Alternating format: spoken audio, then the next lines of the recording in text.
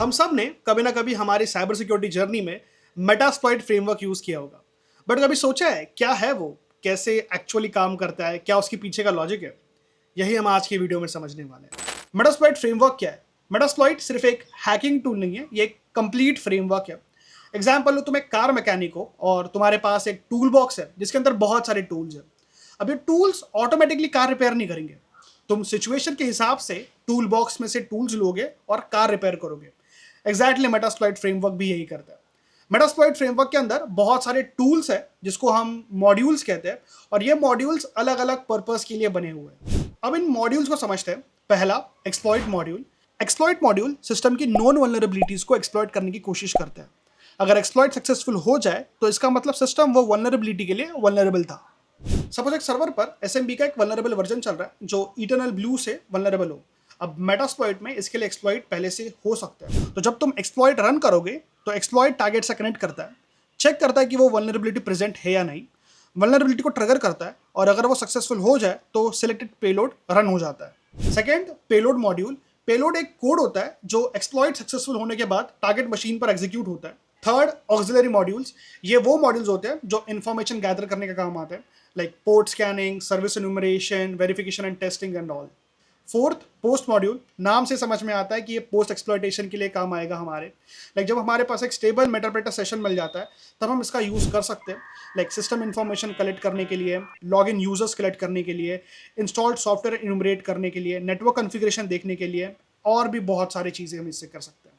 Fifth, encoder. इसका बस एक ही काम है, पेलोड के अंदर के डेटा को अलग फॉर्मेट में एनकोड करना बिना उसकी फंक्शनैलिटी चेंज करे। लाइक तुम्हारे पास ये मैसेज है, तुमने उसको बेस 64 में कन्वर्ट कर दिया, मैसेज सेम है, बस लिखने का फॉर्मेट बदल गया है। पहले हम इसे काफ़ी यूज़ करते थे। जो ओल्डर एंटीवायरस है जिनका डिटेक्शन स्टैटिक सिग्नेचर बेस्ड काम करता है, उनको काफ़ी ईजिली ये बाईपास करता था। बट अभी के एंटीवायरस काफ़ी स्मार्ट हो चुके हैं, सो they will just identify it in a fraction of seconds, but it's a good module, you can still try. Sixth, knob generator. अब इसे समझने के लिए हमें सीपीयू एंड मेमोरी के बेसिक्स पता होने बहुत ज़रूरी है, जो कि थोड़े एडवांस टॉपिक है और हम इस वीडियो में उसे कवर नहीं करने वाले। फिलहाल इतना समझ लो कि नॉब जनरेटर एग्जीक्यूशन को पेलोड तक गाइड करता है। कैसे? वो जब हम आगे एक्सप्लॉइट डेवलपमेंट का टॉपिक पढ़ेंगे तब समझ में आएगा। Let's see the actual demo of Android hacking. इस डेमो के लिए हम मेटास्प्लॉइट फ्रेमवर्क यूज़ करने वाले हैं, और टारगेट के लिए मैंने एक एंड्रॉइड इम्यूलेटर यूज़ कर रहा हूँ। सबसे पहले हम एक पेलोड जनरेट करेंगे। यहाँ पे हम बेसिकली मेटास्प्लॉइट फ्रेमवर्क को बता रहे हैं कि हमें एक एंड्रॉइड प्लेटफॉर्म के लिए पेलोड क्रिएट करना है जो मीटरप्रिटर शेल यूज़ करेगा और टारगेट डिवाइस से हमारे मशीन पे रिवर्स कनेक्शन इस्टेब्लिश करेगा। अब पेलोड जनरेट हो चुका है। अब हम लिसनर सेटअप करेंगे, बिकॉज जब पेलोड विक्टिम मशीन पर रन होगा तो जो वहाँ से शेल आएगा उसे रिसीव करने के लिए हमें लिसनर सेटअप करना होगा। तो हम एमएसएफ कंसोल से वो लिसनर क्रिएट कर सकते हैं, और ये फॉलोइंग कमांड्स ऐसे होती है।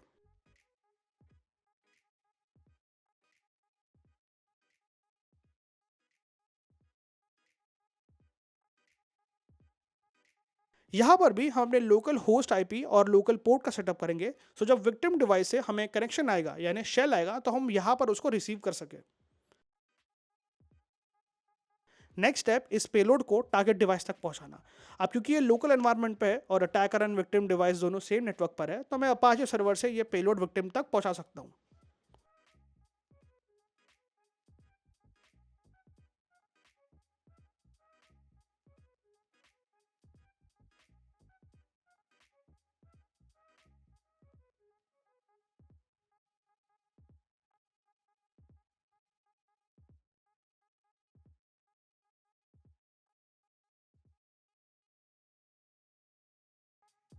अब जैसे ये पेलोड विक्टिम मशीन पर डाउनलोड, इंस्टॉल एंड एग्जीक्यूट होगा तो हमारे अटैकर मशीन पे हमें रिवर्स कनेक्शन मिल जाएगा, और ये हमें शेल मिल गया। अब हम अटैकर मशीन से विक्टिम डिवाइस के अंदर की चीज़ें एक्सप्लोर कर सकते हैं।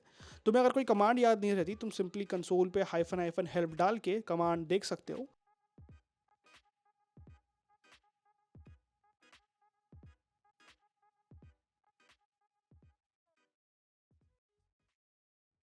एक क्विक डेमो देख लेते हैं हम। जैसे तुम देख सकते हो विक्टिम डिवाइस पे कोई भी एसएमएस सेंड नहीं हुआ। हम अटैकर मशीन से विक्टिम डिवाइस के थ्रू एक एसएमएस सेंड करवाएंगे किसी अननोन नंबर पे। मेटास्प्लॉइट फ्रेमवर्क के अंदर बहुत सारी कमांड्स मिल जाती है डिफरेंट टास्क परफॉर्म करने के लिए। वैसे एक कमांड है सेंड एसएमएस नाम से, वो हम यूज़ करेंगे। अब अगर तुम्हें जानना हो कि ये कमांड क्या करती है, तुम simply send SMS -help type कर सकते हो और तुम्हें उसके इंटरनल फ्लैग्स दिख जाएंगे।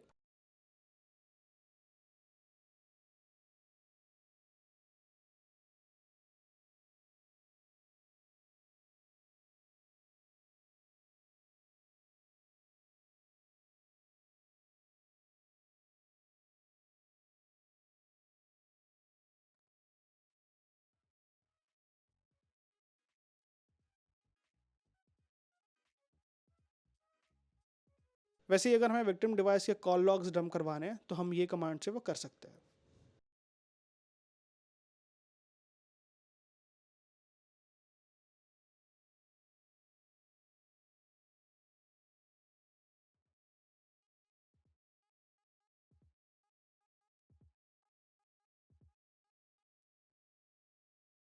अभी जो हमने डेमो देखा ये कंट्रोल एनवायरनमेंट में किया गया है, तो इसमें attacker machine and victim machine दोनों सेम नेटवर्क पर है। बट जब एक रियल साइबर अटैक ब्रेकआउट होता है तो उसमें TTPs चेंज हो जाती है, technique tactic and procedures change हो जाती है। लॉजिक ऐसा ही कुछ सिमिलर होता है, लाइक मलेशियस सॉफ्टवेयर या मालवेयर टारगेट तक पहुंचाओ, वहां से रिवर्स कनेक्शन इस्टेब्लिश करवाओ और वो अपनी C2 सर्वर पे ले लो।